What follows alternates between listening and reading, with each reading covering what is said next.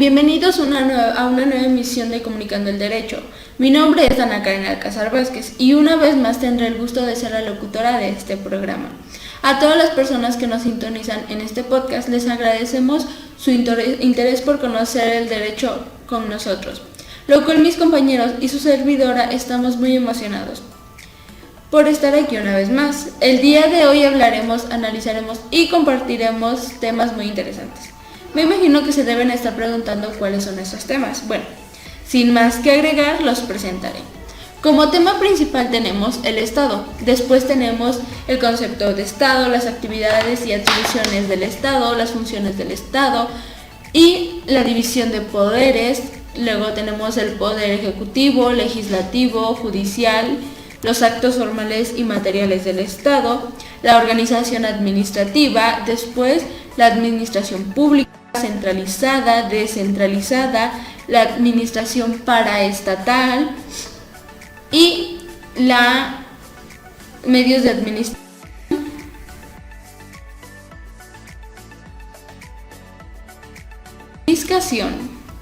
Bueno, una vez dicho los temas que hablaremos, recuerda darnos like y suscríbete para que no te pierdas ninguna emisión de nuestro programa.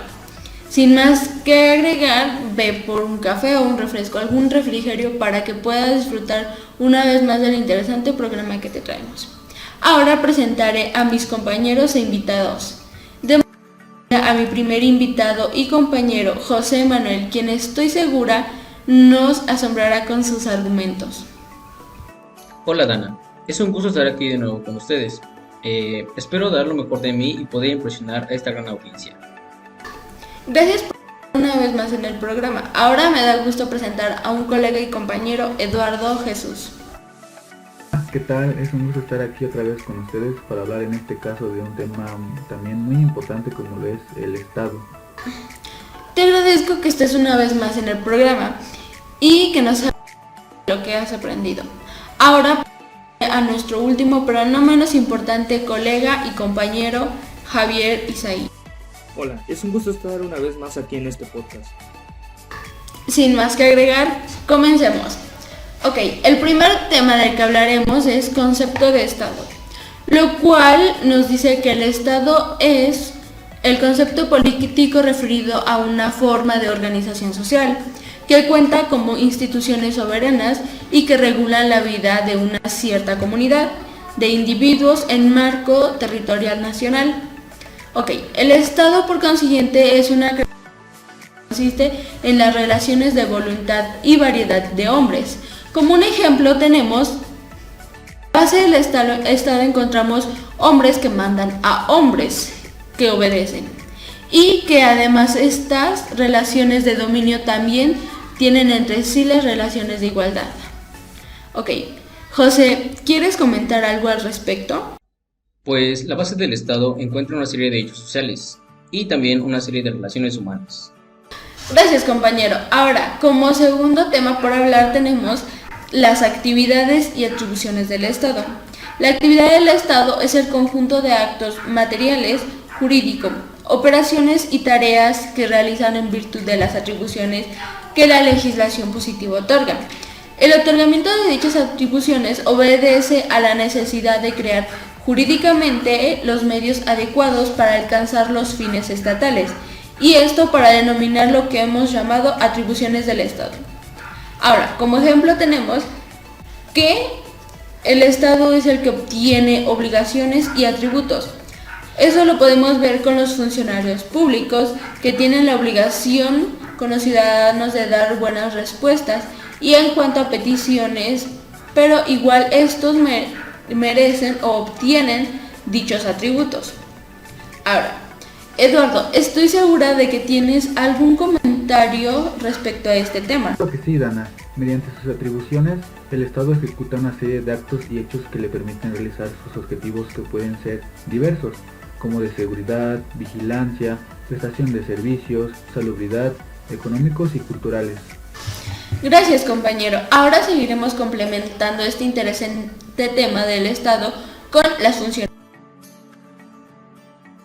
De manera en el que el Estado participa en materias que tiene autorizadas a esta actuación es que mantiene vigente el concepto de división de poderes, entendido como división de funciones, aunque en breve hablaremos de esta división de poderes. Por ahora lo dejaremos así, que es básicamente proveer el marco necesario para el pleno desarrollo y autónomo de sus habitantes en conjunto, que le dan origen y sustento eficaz. Es esencial para una vida política, económica y social de un país en un estado eficaz, que es indispensable para el desarrollo económico. Ahora, las funciones del Estado también se realizan a través de los actos de derecho público por órganos legislativos, ejecutivo y judicial. A estos les corresponde la función legislativa, administrativa, jurisdiccional y respectivamente. Ahora, Javier, sé que tienes algo que argumentar respecto al tema, ¿cierto? Sí, de tal modo que las funciones del Estado son el sistema o medio que utiliza el poder público para cumplir con sus atribuciones o realizar sus cometidos destinados al logro de sus fines. Gracias, colega. Ahora sí pasaremos al tema de división.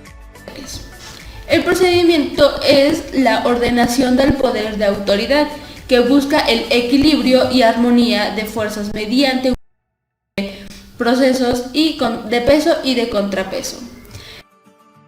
La división tradicional de poderes que habla de el poder ejecutivo, legislativo y judicial, que se justifican por necesidades funcionales y de mutuo control. Además, en los sistemas democráticos sirve como un complemento de la regla, y ya que gracias a esto se protege mejor las libertades e individualidades.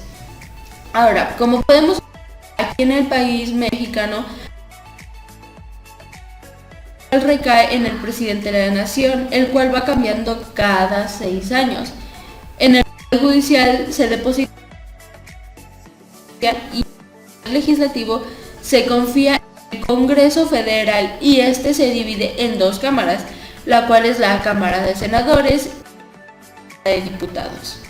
Ahora pasemos con el primer poder, el cual es el Poder Ejecutivo. Desglosando, hemos mencionado el Poder Ejecutivo. Como lo hemos mencionado, el Poder Ejecutivo recae en el presidente de la nación, el cual cambia como ya lo mencioné. El Poder Ejecutivo es responsable de la gestión diaria del Estado, que concibe y ejecuta las leyes y políticas que tienen que ser aplicadas y que representa a la nación.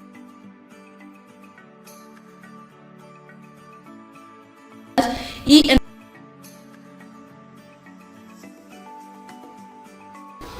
en los estados democráticos, el Poder Ejecutivo está considerado como el administrador ejecutivo,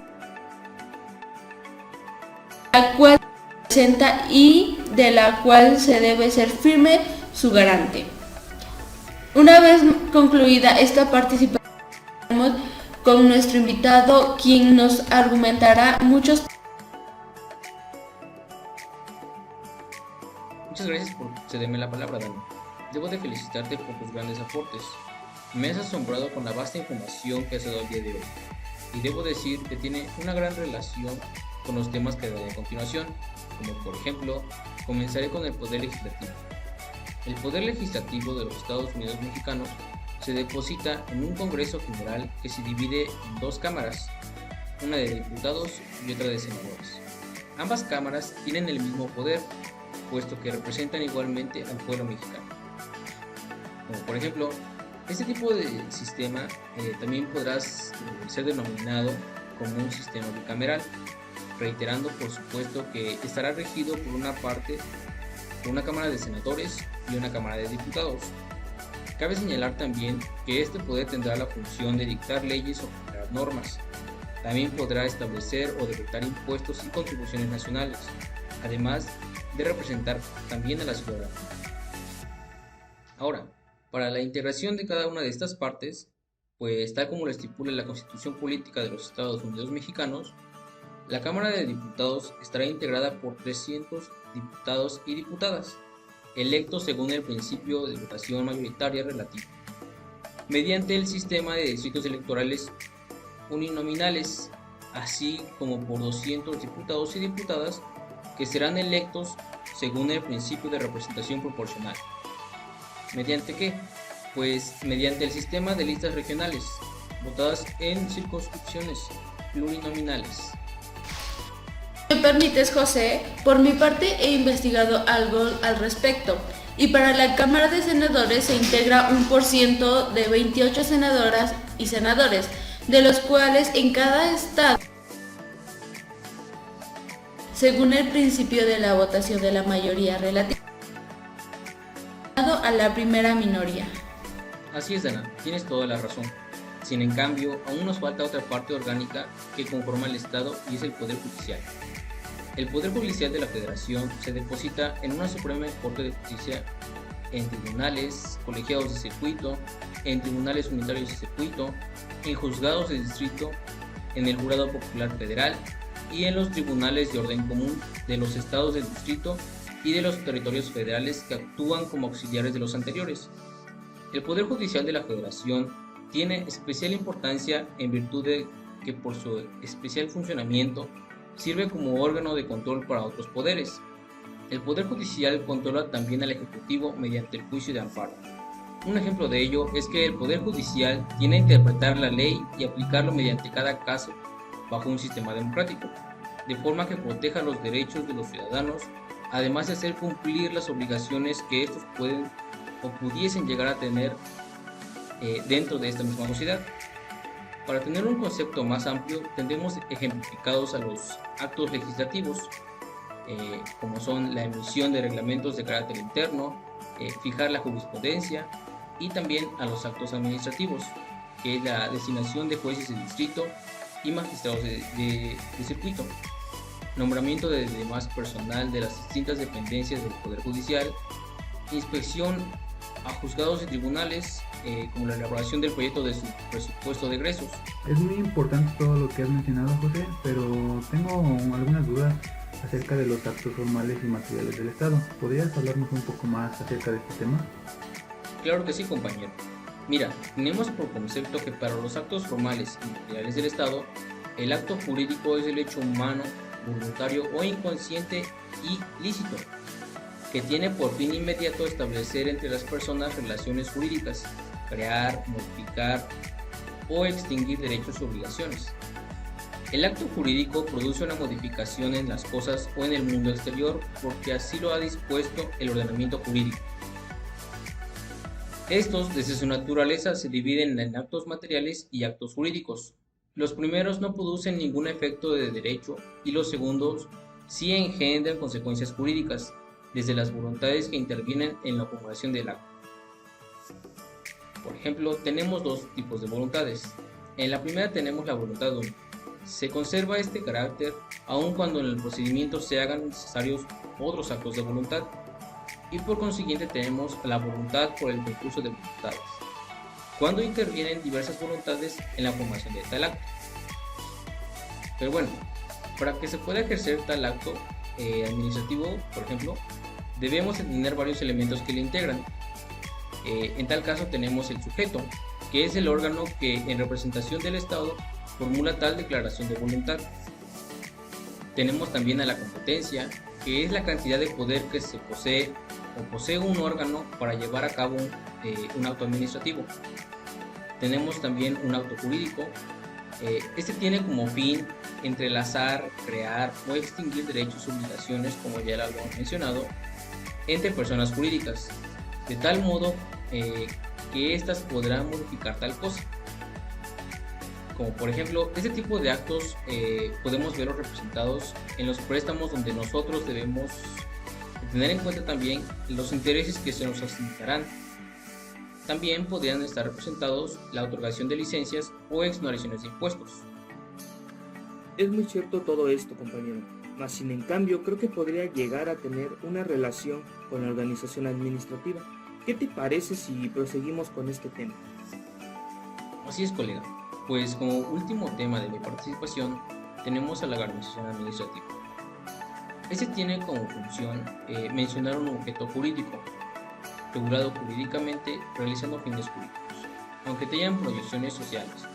Por medio del derecho se regula la forma de la organización administrativa, ya que la norma reparte el trabajo como principio de congruencia, unidad y eficacia. También garantiza a los administrados las condiciones y términos de la acción administrativa, como principios de certeza, y finalmente sanciona la conducta de los agentes de la administración pública como principio de responsabilidad. Dentro de esta misma organización se van desglosando varias clasificaciones, como lo veremos a continuación con la administración pública.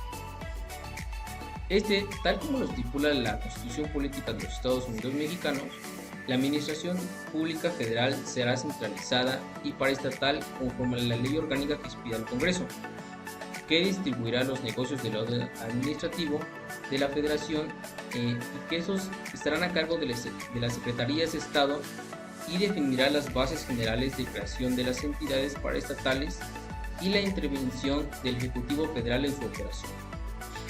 Por ejemplo, por su parte la administración pública se puede decir que es también multifuncional, porque tiende a lidiar con diferentes ámbitos, ya sea económico, político o jurídico. Además, también uno como ciudadano tendrá el derecho de saber cómo se gasta tal ingreso de impuestos, y los administradores tendrán la obligación de justificar tales cuestiones hechas por la ciudadanía. Pero bueno, por consiguiente a la integración de la organización administrativa existen varias clasificaciones, como por ejemplo las que expondrá mi compañero Eduardo. Adelante, colega. También tenemos lo que es la centralización administrativa, que es la forma fundamental en la cual se encuentran organizadas las entidades públicas de carácter administrativo. La principal cualidad de la centralización administrativa es que las entidades centralizadas se encuentran relacionadas entre sí por un vínculo jerárquico constante. Entonces, básicamente la administración centralizada es la forma en que están organizadas las instituciones, sobre todo las que son públicas. Estas están organizadas de acuerdo a su grado de importancia y también tienen su grado de autoridad, como por ejemplo el presidente de la República es la máxima autoridad y todas las instituciones se encuentran por debajo de él. Es correcto, Eduardo. En este caso, el presidente de la República es quien puede tomar las decisiones, y las instituciones que estén órdenes que publique el presidente. Entonces, José, ¿podrías mencionar alguna de estas instituciones públicas? Claro que sí, Dana. Una de ellas es la Secretaría de Gobernación, que es la que se encarga del crecimiento de la política del país y ayuda a fomentar la paz social entre las personas. Otra institución es la Secretaría de la Defensa Nacional. Esta es la que entrena al ejército y la Fuerza Aérea para poder darle seguridad al país. Gracias. Ahora, Javier, ¿qué instituciones conoces tú? Pues una muy importante es la Secretaría de Educación Pública, que es la que trata de darle el acceso a una educación a las personas y también en el lugar que la soliciten. Otra muy importante es la Secretaría de Salud. Esta se encarga de prevenir las enfermedades y promocionar la salud a las personas. Muy bien, Javier. Después de la administración centralizada, ¿quién se encuentra la administración?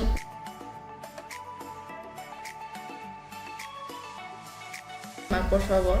Claro que sí, Dana. La descentralización administrativa es la técnica de organización jurídica de un ente público que integra una personalidad a la que se le asigna una limitada competencia territorial o aquella que parcialmente administra asuntos específicos, con determinada autonomía o independencia, y sin dejar de formar parte del Estado, el cual no se prescinde de su poder político regulador y de la tutela administrativa.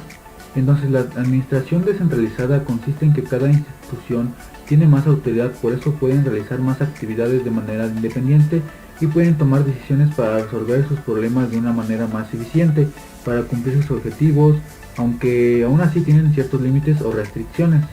Yo concuerdo con Eduardo. En este caso, las instituciones toman sus propias decisiones y actúan de manera un poco más independiente, como por ejemplo el Instituto Nacional de la Salud Pública, que investiga los problemas más importantes de la salud para tratar de solucionarlos y de prevenir enfermedades en la población. Muy bien, la administración paraestatal es muy importante y se clasifica dentro de la organización administrativa. Ahora, Eduardo, ¿qué sabes acerca de este tema? Sí, Dana, pues yo tengo entendido que la administración paraestatal está integrada por el conjunto de instituciones, organismos, empresas de economía mixta, patrimonios públicos, que por disposición de la ley colaboran en relación a los fines del Estado, sin formar parte de la administración pública centralizada, con lo cual mantienen estrictas relaciones de control y vigilancia a cargo de aquella, y dividida en sectores para tal efecto. Esta administración consiste en que un grupo de instituciones van a ayudar a cumplir los propósitos del Estado. Estos tienen la capacidad de realizar sus actividades y también cuentan con propios patrimonios como por ejemplo los parques públicos y los bosques o también las playas. Gracias, Eduardo. Ahora, Javier, ¿tienes algo que agregar al tema de administración paraestatal? Sí, Dana, los objetivos de estas dependencias paraestatales siempre se deben de adaptar a lo que establece la dependencia coordinadora del sector, como en el caso de la Secretaría de Hacienda y Crédito Público, que debe realizar el presupuesto para las dependencias paraestatales para que lleven a cabo sus funciones y cumplan su propósito. Otro tema muy indispensable es el de servicios públicos, que consiste en las actividades, entidades u órganos públicos o privados con personalidad jurídica creados por constitución o por ley, para dar satisfacción en forma regular y continua a cierta categoría de necesidades de interés general, bien en forma directa, mediante concesionario o a través de cualquier otro medio legal con sujeción a un régimen de derecho público o privado, según corresponda.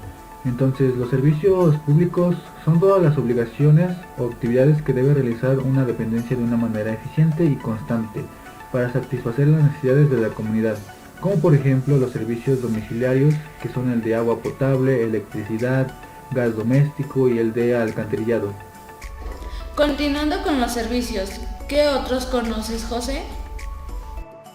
Pues existen varios, como lo son los servicios de seguridad social. Dentro de este se encuentran las jubilaciones, las pensiones y la atención médica. También está el servicio de la educación, que puede ser pública, privada y militar.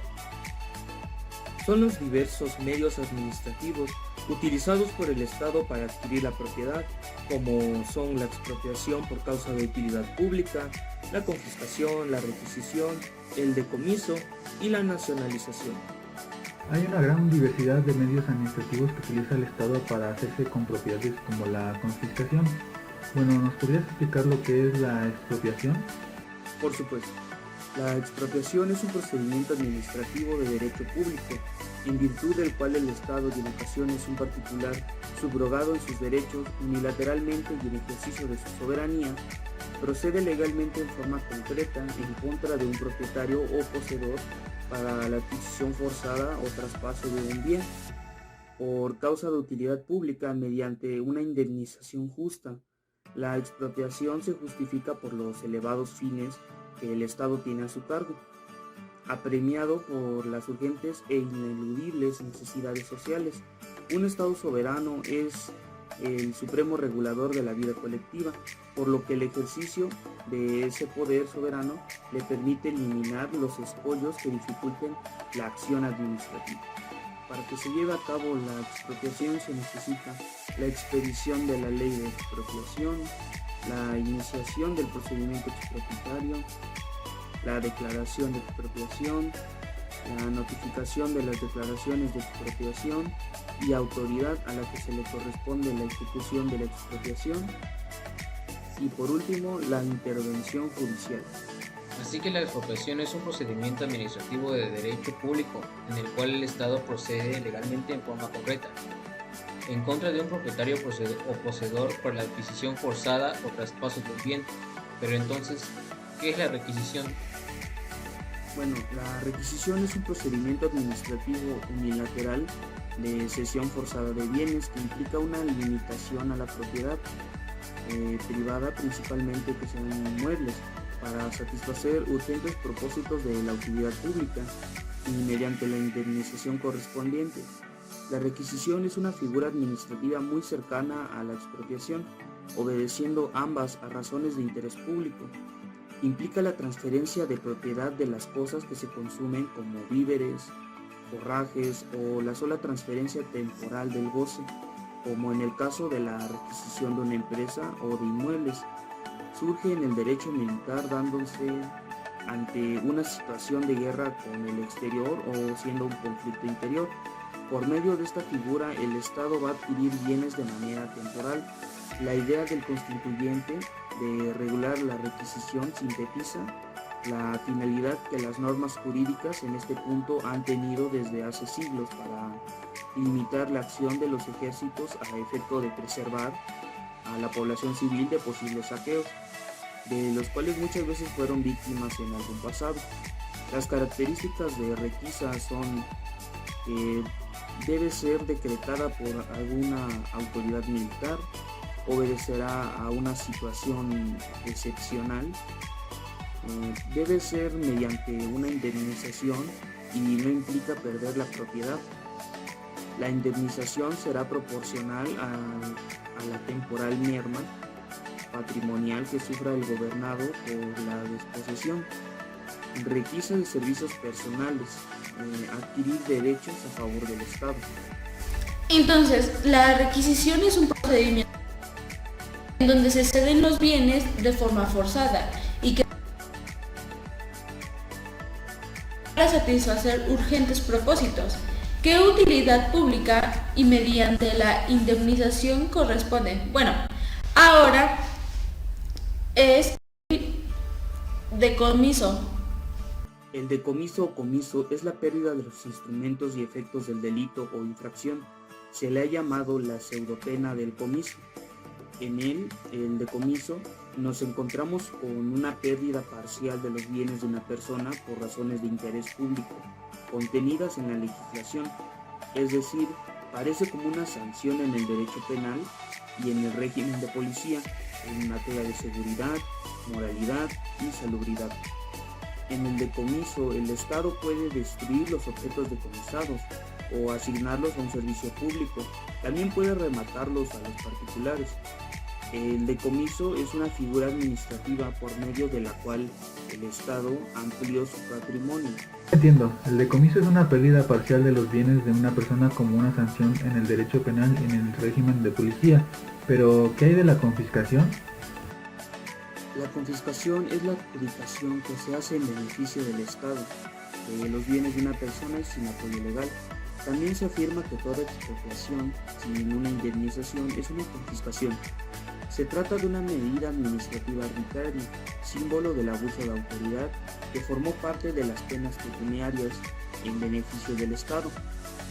Este es utilizado como un sinónimo de cualquier medida arbitraria, es decir, que sea no jurídica, que lleguen a tomar el juzgador o los órganos administrativos en detrimento del patrimonio del gobernado. Es en realidad una medida de carácter político, más que nada. La confiscación ha existido como una sanción a los enemigos del poder público, por medio de la cual se les priva de sus bienes y que estos pasen a ser del Estado. Es interesante, más no poder, pero es la hora de pasar a nuestra sección de síntesis o conclusiones, donde cada uno de nosotros leerá nuestra que hemos expuesto en este podcast, y solo queda agradecerles a ustedes y a mis compañeros por prepararse para dar estas conclusiones. Hemos llegado a la parte de las conclusiones y solo quiero agradecer a mis compañeros por prepararse para dar información a una de las personas que nos están viendo, para aprender de la mano con nosotros, ya que sin ellos esto no sería posible. Te vemos en la siguiente emisión. Ahora pasaré a hablar un poco acerca del tema que hemos visto. El tema el cual desde el inicio de mi formación académica se me ha mencionado y estudiado, encontrarlo una vez más me es muy grato. Y aunque no lo había estudiado como ahora lo hice, me parece que es un tema totalmente importante. Como ya lo mencioné, que cuando estaba en mis inicios de la formación académica, hablando de primaria, mencionó y se me habló de la división de poderes y obviamente en qué consistía cada uno y en quiénes recaía. Cómo está el poder ejecutivo, el judicial, pero no se me había mencionado como tal el tema del Estado. Y ahora que en mi conocimiento se ha ampliado gigantescamente, me parece un tema demasiado importante, del cual debería lo hemos hecho, y aún más con la información que mis compañeros presentan, que es del tema de Estado. Sinceramente desconocía totalmente el dicho tema, sus obligaciones y atribuciones de individuos en un marco territorial nacional, hablando del país mexicano. Ahora, si se analiza ese sustrato del Estado, se verá cómo los hombres que se relacionan entre sí para así formarlo y se encuentran viviendo en el territorio. El territorio del Estado, lo cual es que tiene tal sentido de territorio del Estado, como lo relacionamos con los hombres que lo habitan y considerando a sí mismo el territorio del Estado, sino una parte de la superficie terrenal. Ahora, esto nos refiere más a cómo los humanos marco geográfico o en un marco territorial. Ahora nos pasamos que esta construcción analítica tiene fines didácticos que en realidad el Estado presenta como unidad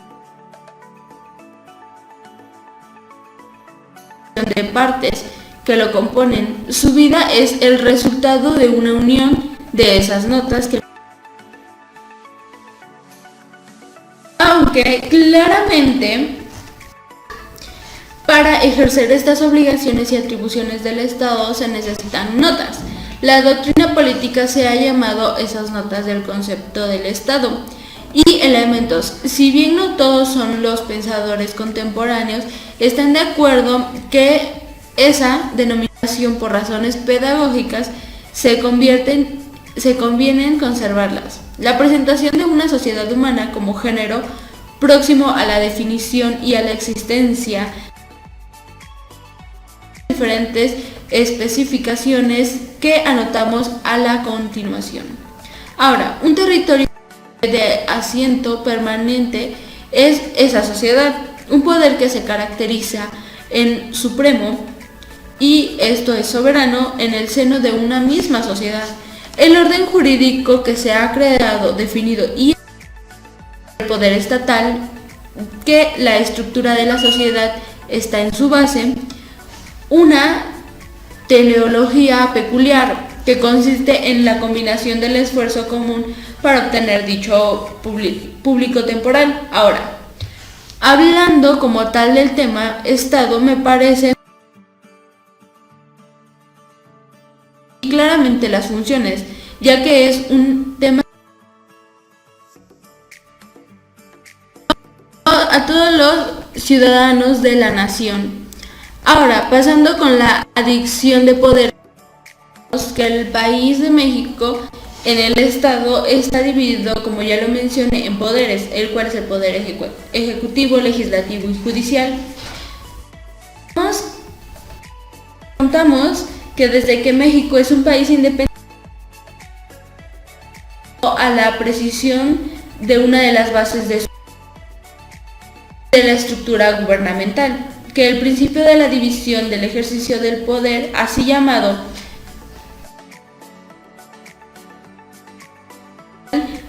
que la fragmentación del ejercicio de las actividades que corresponden al Estado, puro y prohibido la reunión en una o más personas de sus poderes separados, nos divide en tres grandes agrupamientos de órganos del Estado, que conforman el legislativo, el poder ejecutivo y el poder judicial, cada uno en su ámbito de acción con su propia caracterización, estructura organizativa y conjunto de funciones y responsabilidades. El pueblo mexicano de los poderes a la unión, es decir, que los poderes federales, en caso de competencia de estos, también el pueblo se hace en la soberanía que los toca a los usos interiores de la Constitución Federal, y que al expresándose creado dos órdenes de gobierno que también forman parte de, señalando el reparto de las competencias para cada uno de sus.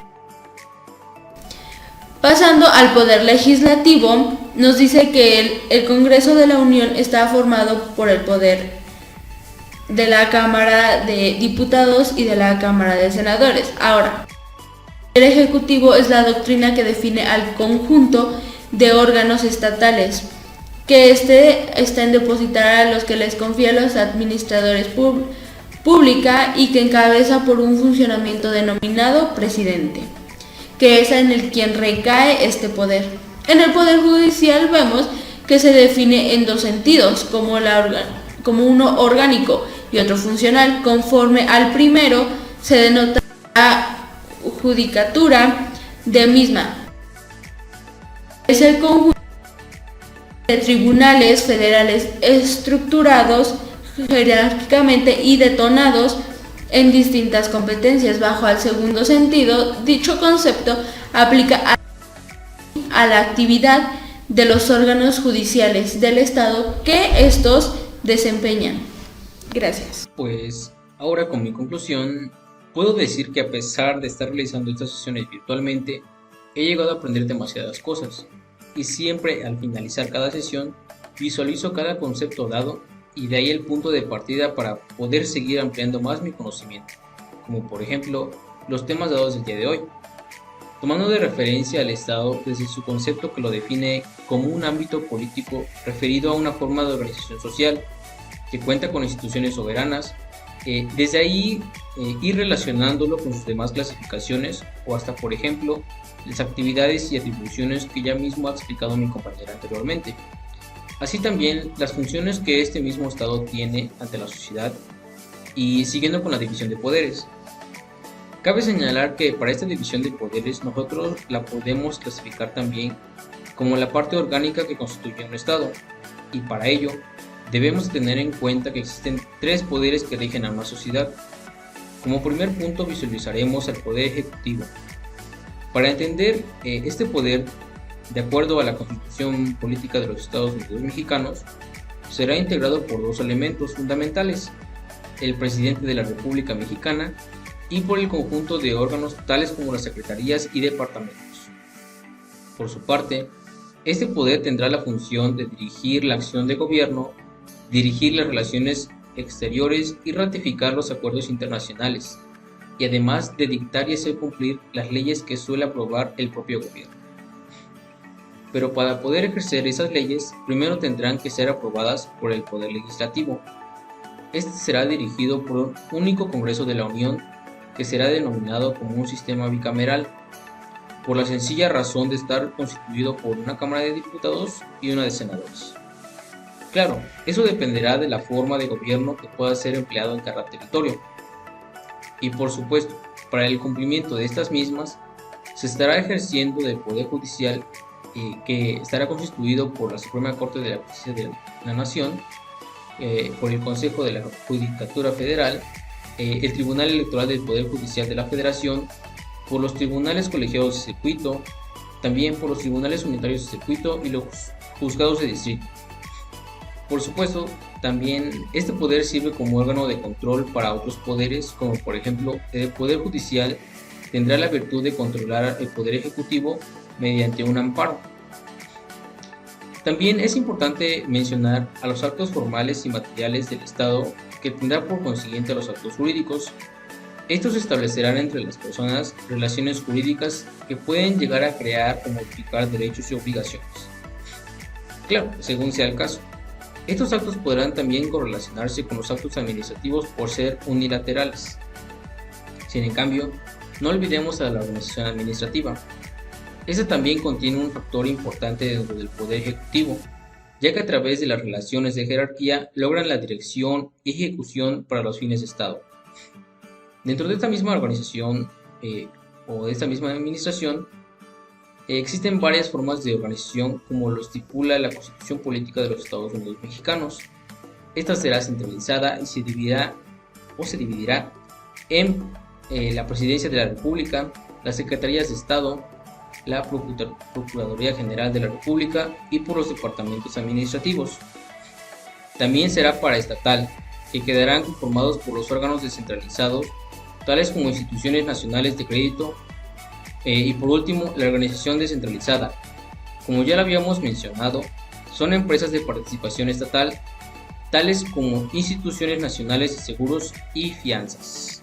Bien, pues ya hemos llegado a la parte de las conclusiones y bueno, después de haber terminado de hablar de los temas con respecto al Estado y sus subtemas, bueno, creo que hacer este tipo de videos es una buena manera de fomentar el derecho, sobre todo a los mexicanos que bueno, tenemos como que no estamos tan familiarizados con esta rama y bueno, este tema del Estado se relaciona un poco con nociones del derecho constitucional porque bueno, también contiene a la división de poderes, que bueno, está el poder legislativo, el ejecutivo y el judicial.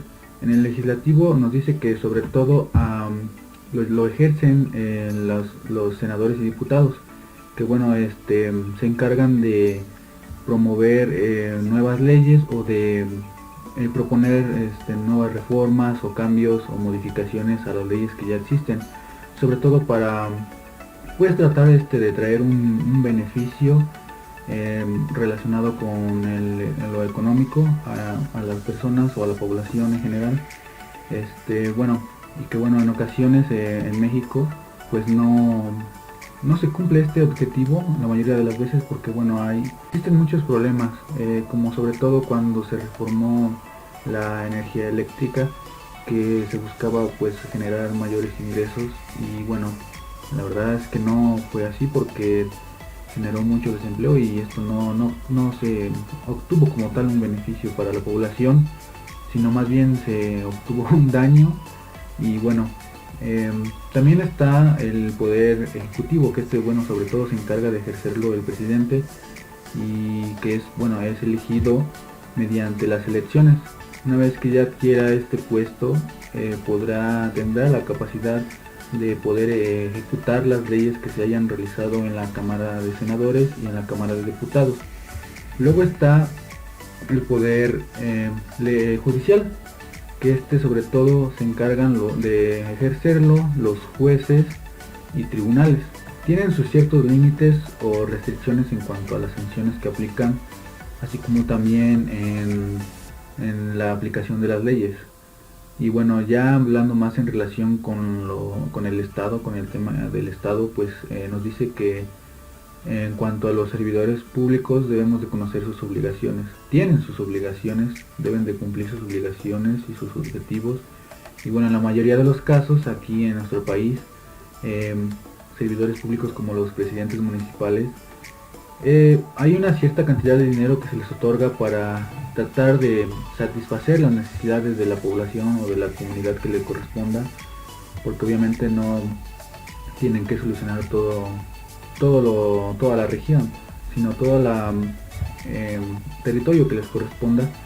Y bueno, la mayoría de estos funcionarios, estos servidores públicos, el dinero pues no lo utilizan al 100% para tratar de solucionar estos problemas, estos conflictos en estas comunidades.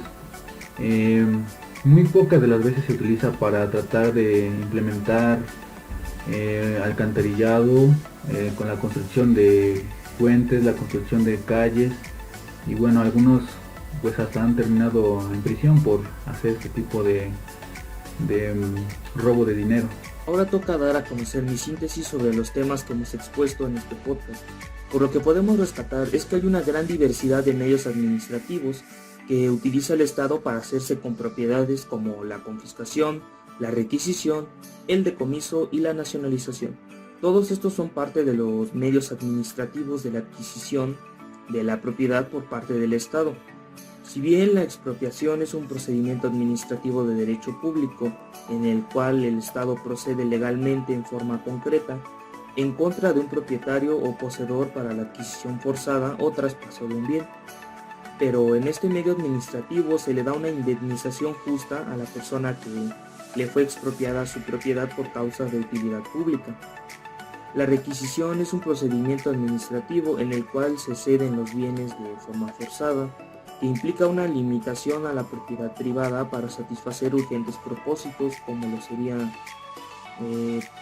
para hacer más bien de utilidad pública, y mediante la indemnización correspondiente obedeciendo a razones de interés público. Esta forma es muy parecida a la expropiación. En el decomiso tenemos que es una pérdida parcial de los bienes de una persona como una sanción en el derecho penal y en el régimen de policía, moralidad o salubridad. La confiscación es la adjudicación que se hace en beneficio del Estado de los bienes de una persona y sin apoyo legal. También se afirma que toda expropiación sin una indemnización es una confiscación en todo el sentido de la palabra. Esta es una medida administrativa arbitraria. Ha existido como una sanción a los enemigos del poder público, por medio de la cual se le priva de sus bienes y que estos pasen a ser parte del Estado. Para concluir con esta síntesis, debo agradecer a mi equipo por tomarnos el tiempo y la dedicación para lograr este podcast y poder tener una retroalimentación sobre el material que hemos visto en clase acerca de estos temas y muchos más temas que seguiremos viendo y hemos visto durante nuestras clases. Sin más que agregar, muchas gracias.